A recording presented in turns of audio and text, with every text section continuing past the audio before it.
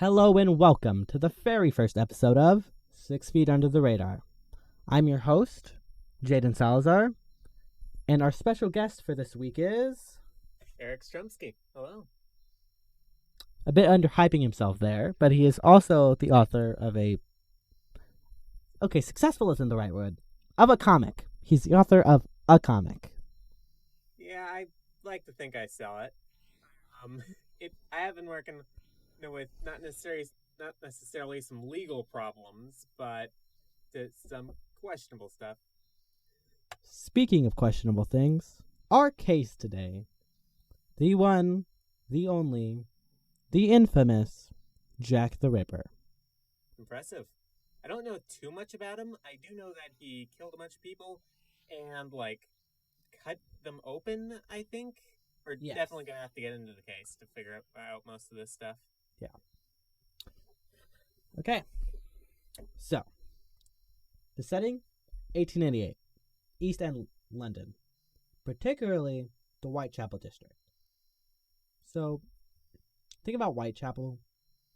It was the ghetto. There's no other way to put it. Okay, was this also where the Poop River was?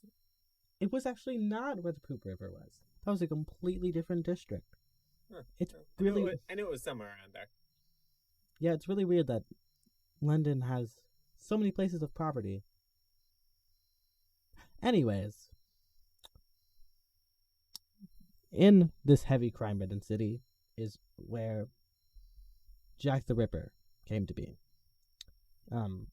We actually never found a clear motive for the Ripper case, given we never actually found who done it. So is Jack the Ripper just a stage name?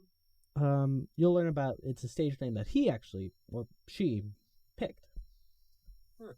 Okay. So, he has canonically killed 5 people. These are known as the Canonical Five, to Ripperologists. Yes, that is a real thing. Marianne Nichols, Annie Chapman, Elizabeth Stride, Catherine Eddowes, and Mary Kelly are the Canonical Five. I've heard of that last one. Was she famous in some way? Yes. He was a particularly brutal murder. But some also say that he killed 11 women. Which I feel like there's a lot of middle ground between killing 11 people and killing 5 people. Did he just put all their guts in one truck? What happened there? Well, trucks didn't exist yet. Fair enough. Now, before I go on, I gotta do a little trigger warning. This is gonna be very graphically violent. And if you are under the age of 13, do not watch this episode, or probably any episode. Okay. So, another thing about all of these women, the canonical ones, and the other 11, well, not other 11, the other 6, technically. Anyways, they were all consorts. What does that mean? Gigolos. Companions. Word I cannot say because it will get me demonetized. Ah, got it. You got it. I hope some of you get it. If people don't get it in the comments, tell them, I think. Anyways. Okay. This was common in the Whitechapel because, again, the rich people hate the poor people. That never changes. This is what the poor people gotta do to live. Okay. So the reason this was the first big serial killer was this is when literacy started to rise in society, as did newspapers and journalism and the news.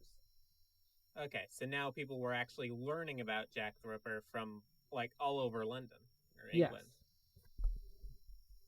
Exactly. That's why he became as infamous as he is today. So the police obviously never broke the case, which caused the police commissioner and the secretary of the Whitechapel district to resign. Which, if you have to resign because you suck at your job, maybe you shouldn't be a police commissioner. I'm just saying. It makes sense. Okay. So, let's get into it. Well, I think we've already gotten into it, but let's get into it more. Shall we? We shall. That was a rhetorical question. August 31st, 1888. at 3:40 a.m. While I was researching this, a friend of mine brought up 3 a.m. Kind of suspicious that all this started at 3 a.m. That's the witching hour. Just saying. Anyways, Mary Ann's body was found on Buckers Row, by Mr. Charlie Cross. We don't know that much about him. He saw a bundle at the west ends of Bucks Row. So he went to go grab someone, a man by the name of Robert Paul, and to go investigate it together. I imagine he must have been pretty cross at that one. But well, at least we meted our bad joke quote of this episode. I feel like there's gonna be more. Okay. So she was found on her back. Her throat was slashed and she was disemboweled. The word of the week on this episode is disemboweled. Oh joy. It means to take the guts out of someone or something. Yeah, this is going to be a real feel-good episode. So, the forensic people, I don't know what they were called at this time, don't at me, said she was killed about, a half hour before her body was found. So the killer didn't have a car. So the killer was probably very nearby when Charlie Cross found the body. You know. Fun. Maybe Charlie Cross was the Ripper. Who knows? I guess we'll never know. Also, side note. How did they know it was a half hour? Like, I don't know a lot about 1888, but I'm pretty sure forensics wasn't really a big thing in 1888. Maybe she had a clock on her chest. It was stabbed and the clock stopped. Simple as that. Yes. I mean, I did research this case, so I did hear a clock, but yeah, definitely. Killers just leave clocks telling you that they killed their victim half an hour ago. It's just a thing they do. Yeah, you want to be polite. Yes, you want to be polite to the police after you just murdered someone in the middle of the street. Mm-hmm. Anyways. So. And then September 1888. Did I say 87? I think that was a typo in my notes. I do not know what date that is. I'm pretty sure it's 17. We're going to roll with it. Annie Chapman's body was found on 29th Hanbury Street, discovered by John Davis. He was a carman who lived on Hanbury. Another side note. I had to research what a carman was. So it's like a mechanic, but also not. Because there weren't cars back then. Yeah. I wonder if that's where the word car came from. Who knows? Well. So what happened to the victim? Okay. So this was a slight escalation. Her throat was cut severely still. But, and she was disemboweled, just like the first victim. But her womb was stolen by the killer. So, and this was the first real break in the case. Don't want to call it a break, because they never found him. Or her, might I add. We'll talk about that later. So, the police surgeon, Dr. George Baxter Phillips, that is the most doctor name I've ever heard, he said that the killer would require some sort of anatomical knowledge to disembowel the victim and remove the womb so perfectly. This led to the belief that he was either a nurse, a doctor, or a midwife. Okay. December 27th, 1888. This is when we get one of the most interesting things about this case, our first Ripper letter. Before you get into it, can I ask how he didn't leave fingerprints on the letter? Did he just wear gloves or something? I don't think they really had fingerprint analysis back then. Hmm. Okay. I will read said letter. Dear boss, I keep on hearing the police have caught me, but they won't fix me just yet.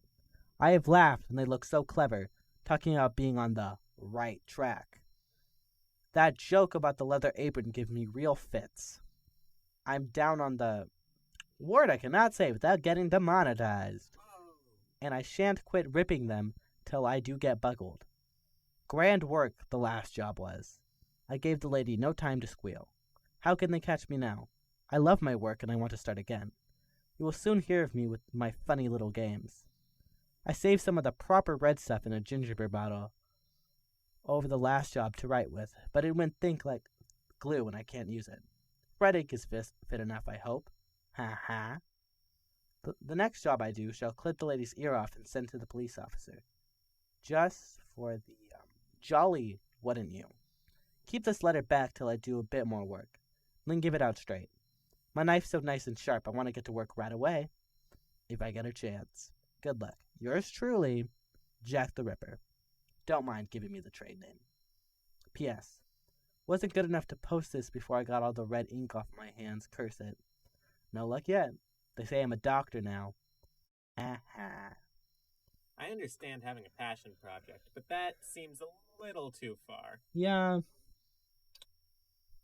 Also, why was he ha-haing so much in this letter? It just feels like a weird thing to do as a serial killer. He's a funny guy. A funny guy who disembowels women. Fair point. Yeah. And this is when the name sort of became a thing. Now he's Jack the Ripper. Which, side note, I feel like more people wouldn't be serial killers if we stopped giving them good names. Yeah, just like, we've got Bob on the loose on, 22nd Street. Can somebody stop him? Stop giving them cool names. Yeah, more work for me. October 1st, 1888. The letter was released to the public, though some people started to believe that it wasn't actually the Ripper who wrote it, but it was fabricated by a journalist. But the name stuck, and he was stuck as Jack the Ripper. So we're backtracking, September 31st, 1888. Elizabeth Stride's body was found on Bernary Street by Louise Demischutz. Sounds German, but that's just my intuition. Yeah. Well, only her throat was cut. So that made the police believe that when Louise was getting there, he interrupted the Ripper. Therefore, he couldn't, do the whole, brutally destroying her organs. I imagine that he couldn't just chop her because he has, specific targets. Yeah. Or maybe he just missed a throwing knife. We'll never know. Anyways. So, they did the thing again. She was only dead 15 minutes before she was found. Okay. And this date is the most important date in the case. This is what's known as the double event. So 45 minutes later, Catherine Eddowes was found on Meert Square, just west of the Stride murder. This is the only time that he killed 2 victims in the same day. Thus, the double event. Her body was brutally mutilated. It was barely conceivable that this used to be a human. Her uterus and her left kidney were removed. Again, like the womb, anatomically. Thus, the doctor, the nurse, the midwife theory. Maybe he's making a new human. Who knows? In between both... So, the spot in between both murders was where we found one of the few clues that the Ripper ever left. It was a piece of the apron that belonged to Catherine Eddowes. So, he had to go, kill the first victim, then go, Kill the second. Then. Okay. So, for this piece of the apron to be found where it was, he had to backtrack to where he just killed another woman from where he just killed Catherine Adams. Which, yes, it's impressive, but also very, very stupid. I mean, how do you get past all the police? Well, we don't really know about that. There's some theories, including the fact that it wasn't a he at all, and the fact that they were looking for a he is what allowed her to get around so well. But we'll get back into that when we go to the suspect section of this video. Okay. Also, written on next to it was, in chalk, "The Jews are the men that will not be blamed for nothing." Anti-Semitism. So not only is he a serial killer, he's racist. Oh, joy. Yay. That was a lie. We hate racists. Anyways.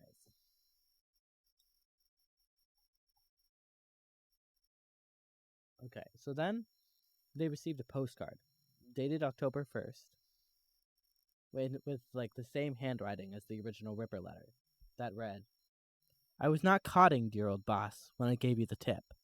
You'll hear about Saucy Jack's work tomorrow. Double event this time. Number 1 squealed a bit. I couldn't finish straight off. Haha, not the time to get the ears for the police. Thanks for keeping the last letter back till I got to work again. Jack the Ripper." Chilling. Yeah. Also, this was released before the public knew about the double event. So this isn't any pranking journalist this time. It is him. It is her. most likely Jack the Ripper. So, October 13th, 1888. The police finally decided to actually do something, which is very rare for police officers. Well, police officers of this time, might I add. You want to cut some of that? I'll think about it. Well, so the police decided to go searching all of East Ensworth, which is kind of the area where Whitechapel is, house to house. But they found nothing. So there was no signs of anything related to the Ripper in any of those houses. No bottles of blood anywhere. But what if the Ripper didn't even live in East Ensworth? I mean, we don't know. I mean, it makes the most sense for him to live within East Ensworth, the way he was able to get around so easily and kill so many people so easily. Hard to say. I guess we'll never know. Unless we do. Dun dun dun. Dun, dun. Okay, the 16th of October, 1888. A man by the name of George Lusk receives a letter. Lusk was a member of the Mile End Vigilance Committee, a group comprised of local businessmen that assisted the police. Yeah, they're not that interesting. Nor important to this story. He received a letter in a box in the mail. The letter said, quote unquote, "From hell." And the box included half of a kidney. Yay! Whose kidney was it? Just some randoms? People thought it was Catherine Eddowes, but it was just a prank from a medical student. Okay, that is just sick. Note to all you medical students, please do not send kidneys to people. Unless they want them. And even then, consider it first. And people, please don't want having kidneys sent to you. Anyways, dumb pranks aside.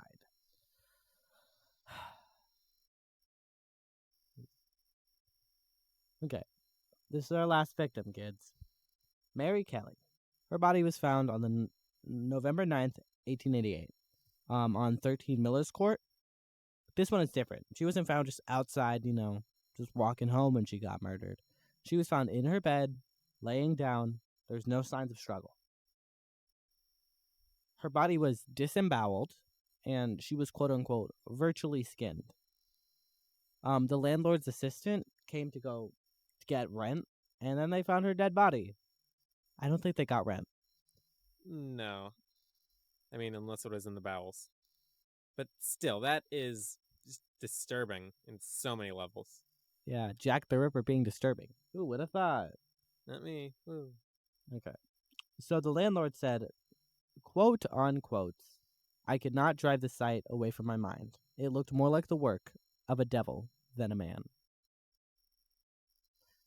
Yeah, that's accurate. This was the last of the canonical 5, but again, some people believe that there were 11 victims, but we have no proof for the other 6. There's a box labeled "From Hell," and the rent collector describing devils. Who knows? Maybe there's a conspiracy there. It was the Illuminati. Dun dun dun. Okay, so there were quite a few supposed sightings of the Ripper during this time. This is the best description we've ever gotten. So he was from 25 to 35 years old, 5'5" to 5'7", stocky with a fair complexion and a mustache, and he wore a dark overcoat and a dark hat. I wonder if that's where the description for most murder mysteries come from now. It really just reminds me of Ebenezer Scrooge from The Christmas Carol, and I can't drive that sight from my mind anymore. So now neither can you. Okay, now we're going to go into the suspects. Okay, the first 3 were the official suspects, but again, the police were not very good at their jobs in this story, so, take it with a grain of salt. Montague Jason Dreut. He was a lawyer or a barrister. There's some sort of difference. I don't know it. So he had an uncle and a cousin who were doctors, and around the age of his death, he was 40, and he had a strong interest in surgery, so that's something. Again, the anatomical knowledge needed to disembowel someone and take out their womb. So a month before the murder started, his mother had gone crazy. And then he also wrote a note that he feared he was also going insane. Yeah, that is some pretty strong evidence. Are there any other victims? Suspects? I'm not cutting that out of the video, and I need you to know that now. Okay. Investigators believed that, well, not investigators. His family believed that he was responsible for the Whitechapel murders, and he was quote-unquote sexually insane. I do not know what that means, nor if that's a good thing. Special kind of insane. Even more insane than regular insane. Okay. But after the last murder, he disappeared only to be found dead weeks later. His body was floating in the Thames River on December 3rd, 1888. At least it wasn't the Poop River. Can you stop bringing up the Poop River? But it's the Poop River. That's one of the only things I know about London. I feel like it's disturbing about our society today if the most notable thing about London is the Poop River. That and London apparently is just bad at its job architecturally wise. Mm-hmm. Okay, then Mysel Ostrog. He was a Russian doctor and a criminal, and he had been in an asylum for homicidal tendencies. Which, what are homicidal tendencies? It feels like you either do it or you don't. What are homicidal tendencies? He just flips a coin. Do I want to commit a murder today? Bing. Looks like I don't. Okay, along with my day. And he didn't have any alibi for his whereabouts during any of the murders.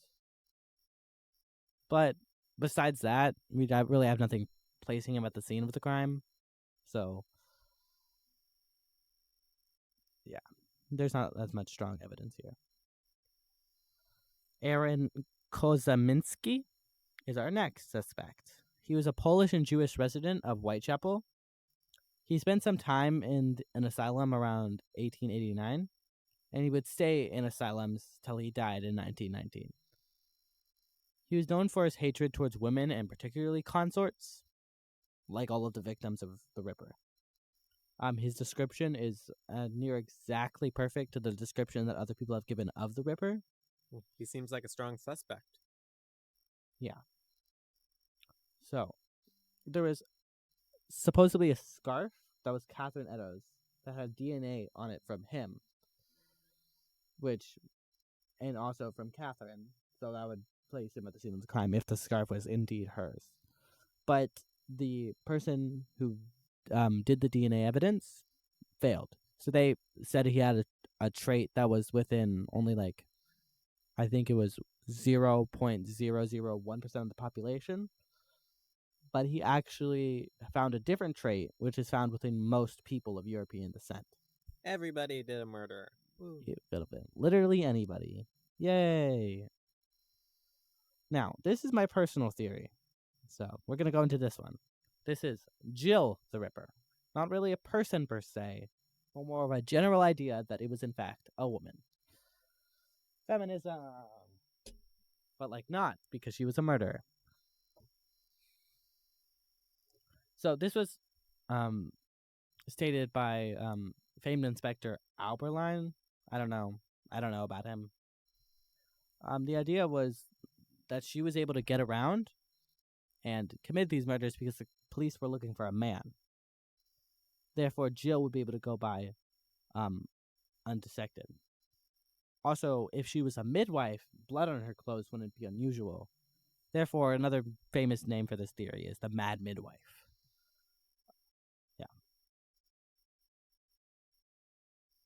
Yeah. So the eyewitness accounts, as I stated, were describing a man, but eyewitness accounts are notoriously unreliable. So, and someone did report seeing a woman near Mary Kelly's body. And as a midwife, someone who like delivers babies and stuff, she would obviously have some sort of bone to pick with consorts, you know. That does make sense. And Mary Kelly was pregnant at the time of her murder. And letting a midwife into your house, and there was no sign of struggle, remember.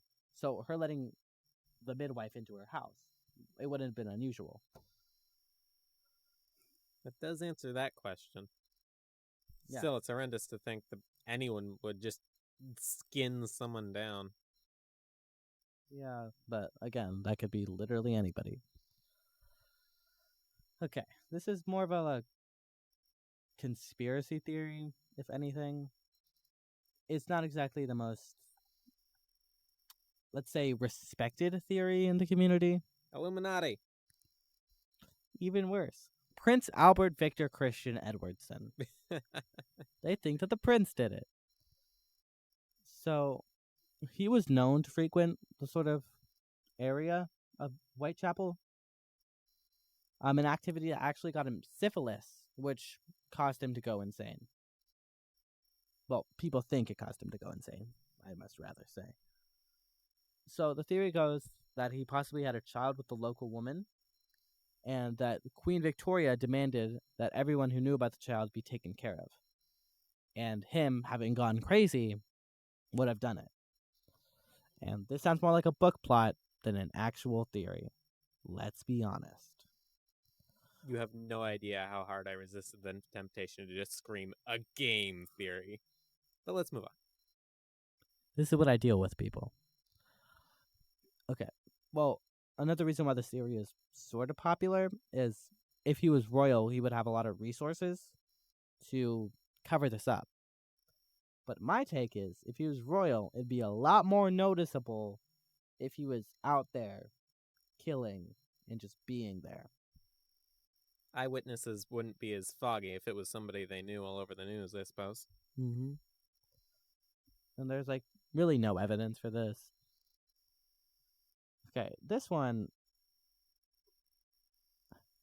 a bit weird. Okay, so there's a famed painter, Walter Sickert.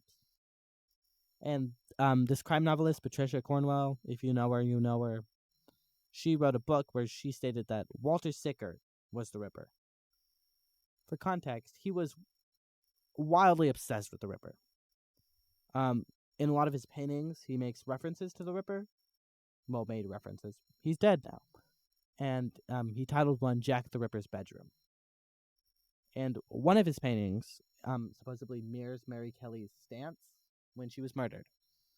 And another one mimics Catherine Eddowes' facial wounds. And there are accounts of him shortly after the murders cosplaying as Jack the Ripper. Seems like just a disgusting version of a fanboy. Yeah. Note for all you kids out there, do not cosplay as famous serial killers. Unless they're already dead. I suppose you can do it now, but But don't. fair enough. Okay. A main point of this theory is he had paper that was the same used as the letter, the original Ripper letter, and there were only 24 sheets of that specific paper made. So it's a bit of a coincidence that both he and Jack the Ripper would have this paper. But also, the letter was never confirmed to be Jack. It was never confirmed to be him. Well, what about the double event that he mentioned beforehand? That was the postcard, not the letter. Okay, got it. Okay. And then there's another one, Joseph Barnett. He lived with Mary Kelly. He was well versed in East London, so he would be able to navigate the back streets, have a general knowledge of the area. And he was in love with Mary Kelly.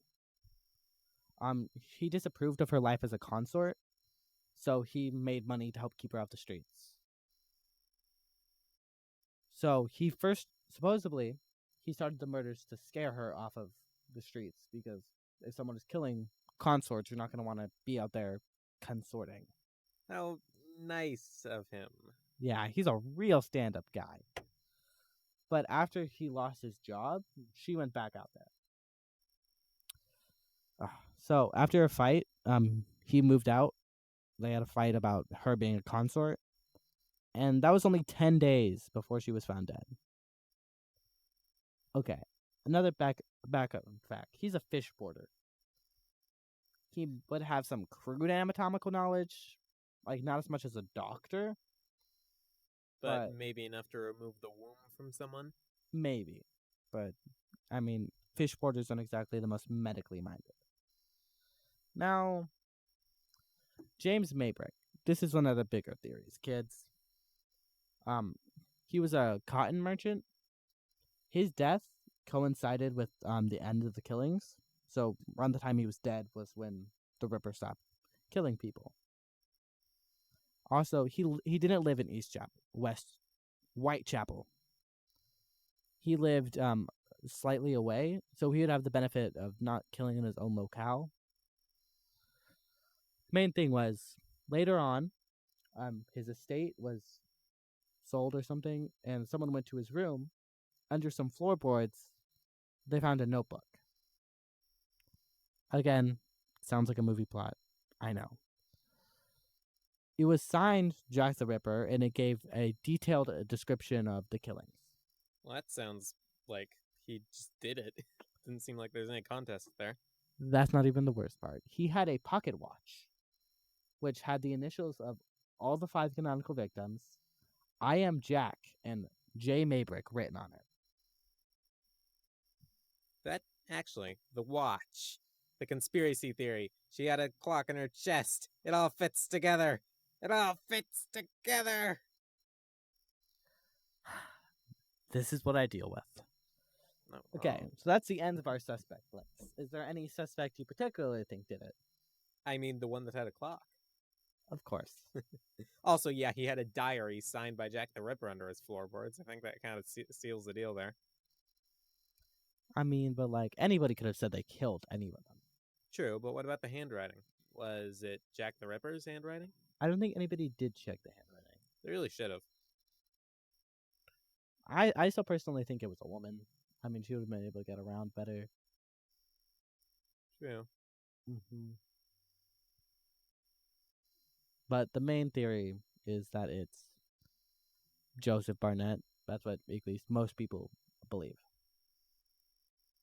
Yeah, the floorboards thing, that really does sound like a novel. You should write something like that at some point. I'll put it on the back burner. Any closing thoughts for this episode? Yeah. I still do think either it is Joseph Barnett, which has all the clues attached to it, the Illuminati, or just some bird just swooped down, pecked someone's eyes out, and left. Correction, a bird with anatomical knowledge. Yeah, we all know this birds with anatomical knowledge. Birds are birds are just terrifying. They really mess with are. them. I mean, I don't think they're scarier than someone who just killed 5 women, but they're up there. Yeah, top 10. Top 10. And that, kids, was the very first episode of 6 Feet Under the Radar. See you next week. Goodbye.